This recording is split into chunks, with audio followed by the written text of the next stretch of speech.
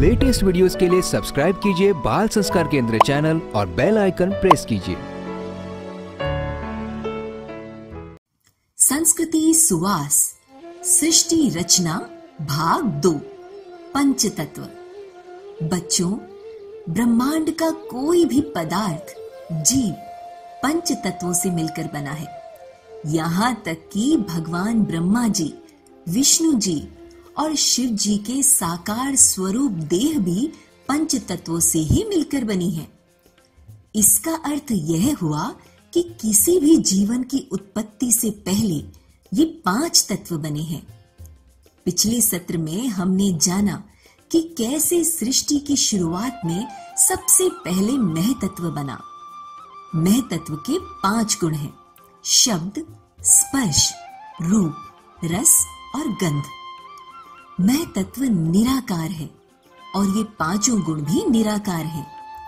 यहां से निराकार ईश्वर की साकार सृष्टि की शुरुआत होती है। जैसे लकड़ी में धुआं दिखाई नहीं देता, लेकिन उसमें आग लगने पर धुआं अपने आप बन जाता है, ऐसे ही मह तत्व में निराकार भगवान ने सृष्टि रचना के लिए हलचल की।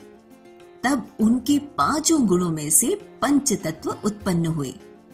शब्द से आकाश, स्पर्श से वायु, रूप से तेज, रस से जल और गंध से पृथ्वी तत्व की रचना हुई। आइए इन तत्वों को थोड़ा ठीक से समझते हैं। आकाश तत्व। आपने विज्ञान में पढ़ा होगा कि किसी भी ग्रह के वायुमंडल की 4 परतें होती हैं। क्षोभ मंडल यानी ट्रोपोस्फेयर, समताप मंडल यानी स्ट्रेटोस्फेयर, मध्य मंडल यानी मीजोस्फेयर और ताप मंडल यानी थर्मोस्फेयर। इन चारों परतों की सीमा को आकाश कहते हैं। हम जो भी शब्द बोलते हैं वह आकाश में जाते हैं, जिस पर हमारी रेडियो तकनीक आधारित है। भगवान श्री कृष्ण ने गीता में कहा है, आकाश में शब्द मैं हूं। वायु तत्व। वायु तत्व में समस्त प्रकार की गैसों का समन्वय होता है। वायु आकाश में ही स्थित रहता है।